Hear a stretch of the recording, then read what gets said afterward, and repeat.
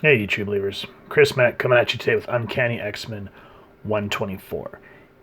And man, do I miss issues like this where, there's books where there's like heavy handedness going on, a lot of drama, a lot of suspense, like, for example, the Dark Phoenix Saga or Days of Future Past. And then there's, the books that are heavy in drama and have a lot of subtext, like, what was that one called? God Loves, Man Kills, which we will eventually go over.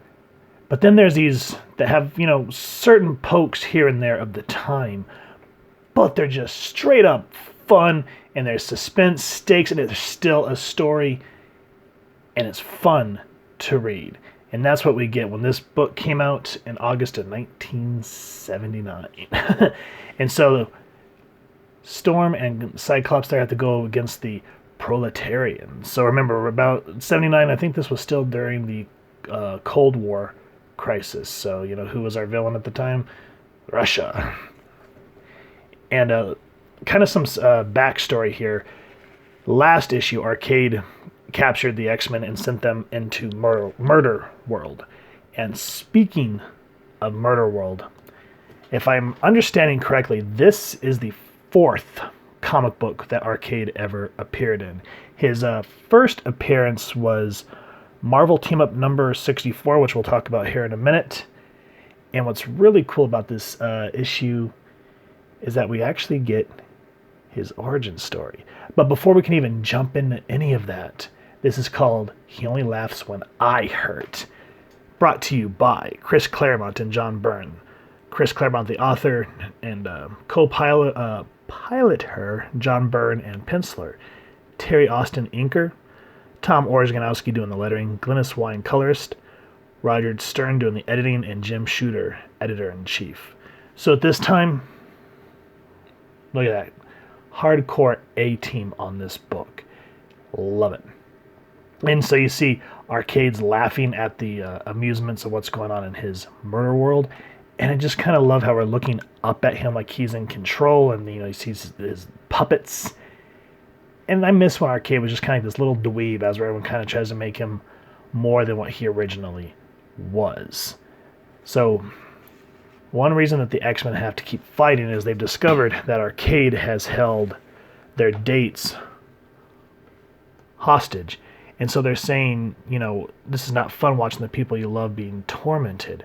If you're going to kill them, at least have the decency to do it quickly.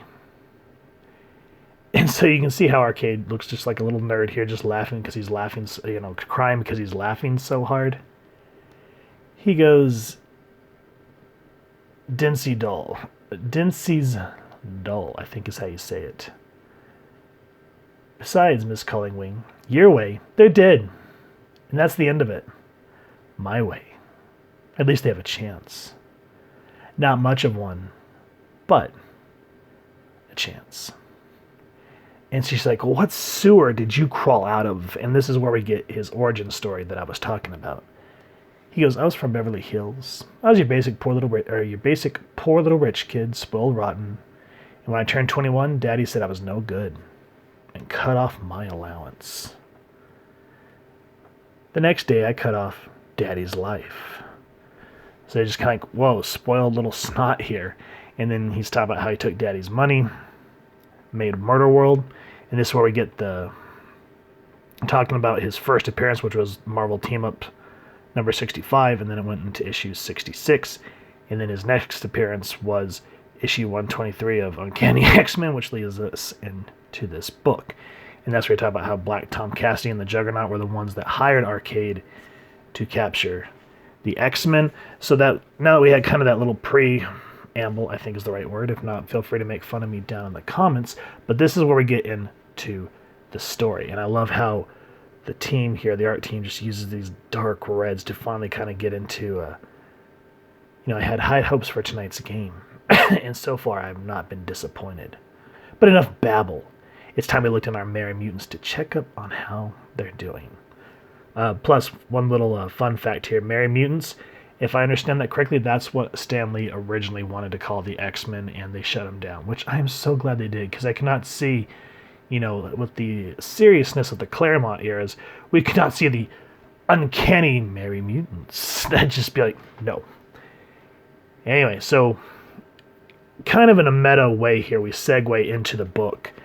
And Wolverine and Cyclops have to go up against the Proletarian, which is Colossus, whom got brainwashed last issue by a KGB operative. So again, a little bit of a nod to the Cold War era, but not enough to make it feel heavy-handed, enough to be like, hey, I see what they're doing there, but it doesn't feel preachy or heavy-handed. You just kind of get, okay, this is what's going on at the time, and I could see where he got the inspiration.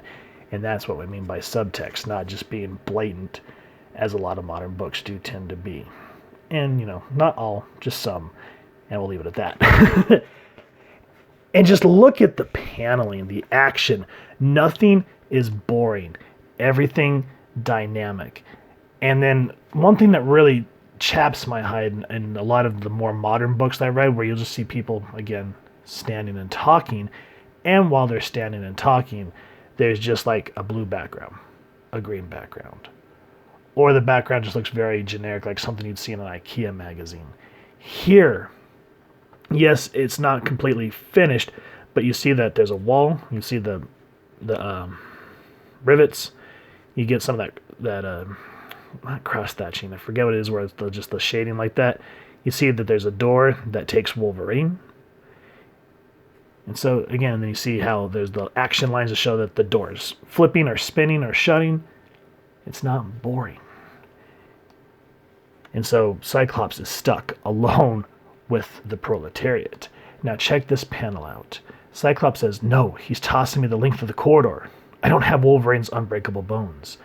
From what I saw, this issue was the first issue that referenced that Wolverine had unbreakable, like an indestructible skeleton. I think they've already referenced adamantium, but I don't think that Claremont ever got into talking about that. It was his whole body. So, issue 124 talks about his first unbreakable skeleton. So, while Scott and Logan here are getting mopped on the floor by Peter, we get into Storm, and she's trying to command the elements here, but because this is an artificial environment, she's having trouble.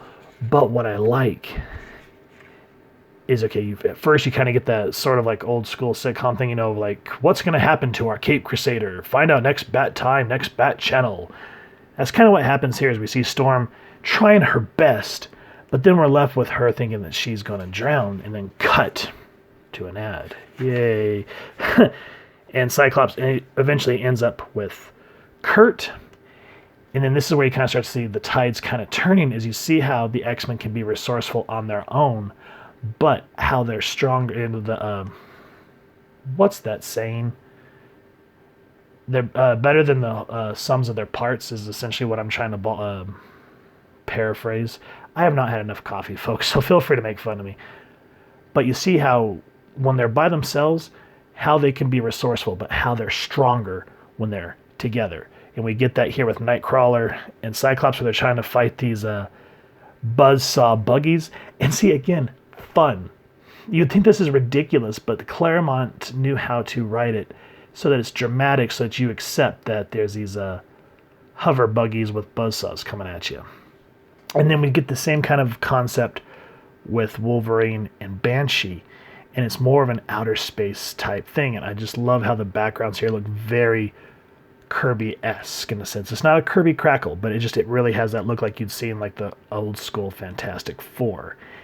And there's just action. I like how Wolverine here is dominating the panel, and how he's just gonna use his claws and just rip through whatever. And then we flip to an ad. And then here, again, tides begin to turn. We see how Aurora is able to kind of fight her claustrophobia. See, each hero has their own hurdles they have to go over. Every time Storms kind of gets something that encloses her, she has that PTSD moment. But here I like how she's able to just overcome it, and she's able to win. Same thing with Cyclops, where he's able to take a moment and think back to some of his older, early X-Men training in the Danger Room. And it allows them to advance in a sense. And it actually allows him and Kurt to figure something out, which I don't want to give away. But while that's happening, we kind of see, again, tides turning. But Logan and Banshee here are stuck up against robotic versions, because that's kind of what Arcade does here in his Mortal World, is he obviously unless his target is the Hulk or Magneto, he's not going to go out and get them to battle because they're not part of the contract. So these are androids. And Wolverine here references, I've been waiting months for a rematch with the Hulk. Too bad you ain't the real thing. And it says, since Hulk number 181. So here, this is only talking about it's been months since Department H unleashed Wolverine on the Hulk and the Wendigo. And so you can see how early this book was, because when that happened in 181, Wolverine was not even part, or had never even heard of the X-Men. Len Wein created him, and then we didn't hear anything about him again until Giant Size X-Men number 1, and then Claremont carried him into the rest of what we get to know as Logan. So that's just kind of a fun little tidbit here. And, you know, with all comics, majority of the time, heroes start to kick butt, and then there's a really wonderful moment that's heart to heart with Colossus and Storm, because, you know, she's like, Peter, what were your friends? You lie, woman. As Charles Xavier lied when he used his cursed mental powers to cloud my reason and subvert my loyalty to Mother Russia. How my treason must have hurt my mama and papa and my little sister. I've shamed my family and myself. And so I love this panel right here. You just see this anger in Peter's face. But because Storm knows how to hit the heart, Peter's heart that we all know, she's able to help him. How? Read it. But what I like and what I want to reference here is he goes, you know, he was like, oh my God, can you forgive me? It was so easy to believe. Arcade's robots portrayed a real KGB colonel, a national hero like Cosmonaut Gargan or your Nicholas Fury. And my accusations echoed my own real doubts about being an X-Man. And Cyclops is like, doubts? You know, he wants some answers. He's like, you're doubting being an X-Man? But before we can even get any answers on that, it's just a beat for another time. You know, like Claremont's basically saying here, let's put a pin on this. But the readers are just like, wait, what's going to happen with Colossus?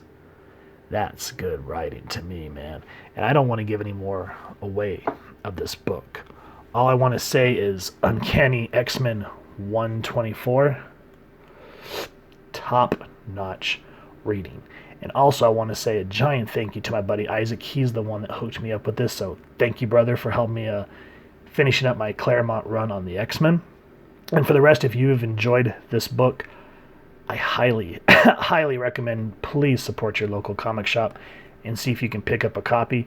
These are older. They're going to run you a little bit higher, but I promise these are stories that you want to keep and share with your friends and family, because this is classic storytelling at its finest with absolutely gorgeous art.